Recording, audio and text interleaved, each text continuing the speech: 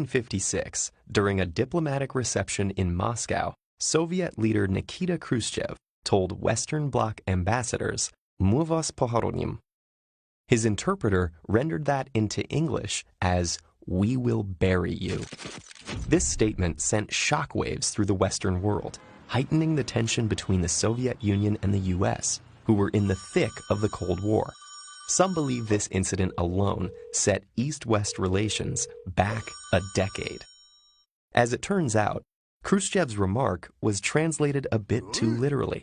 Given the context, his words should have been rendered as, "We will live to see you buried," meaning that communism would outlast capitalism, a less threatening comment.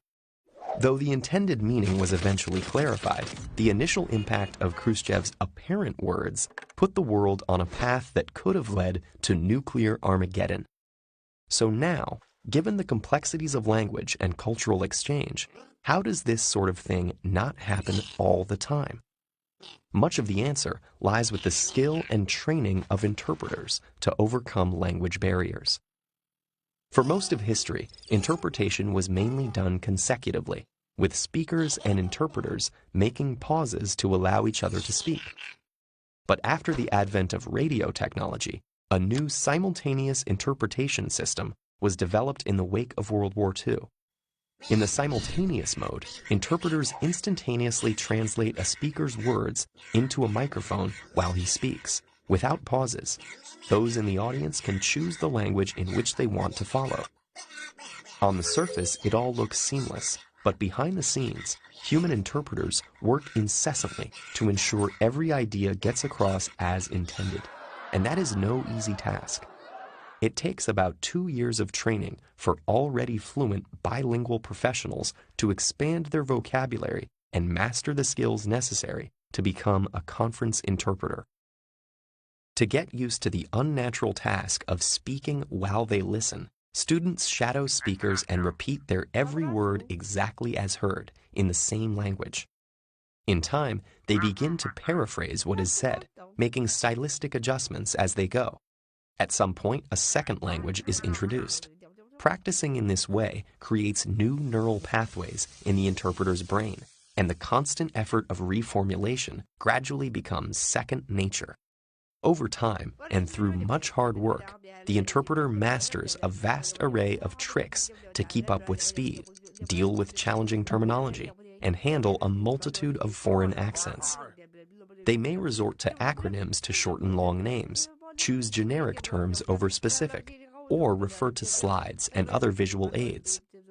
They can even leave a term in the original language while they search for the most accurate equivalent. Interpreters are also skilled at keeping aplomb in the face of chaos. Remember, they have no control over who is going to say what, or how articulate the speaker will sound. A curveball can be thrown at any time. Also, they often perform to thousands of people, and in very intimidating settings, like the UN General Assembly. To keep their emotions in check, they carefully prepare for an assignment, building glossaries in advance, reading voraciously about the subject matter, and reviewing previous talks on the topic. Finally, interpreters work in pairs. While one colleague is busy translating incoming speeches in real time, the other gives support by locating documents, looking up words, and tracking down pertinent information. Because simultaneous interpretation requires intense concentration, every 30 minutes the pair switches roles. Success is heavily dependent on skillful collaboration.